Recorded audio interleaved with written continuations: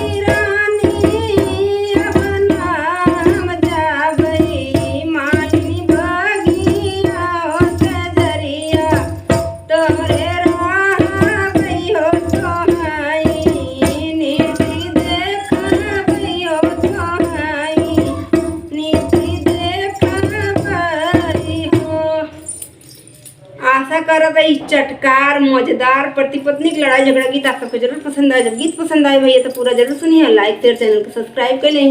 मिले थे अच्छे गीत के साथ, तब तक के लिए जय माता दी, राम राम।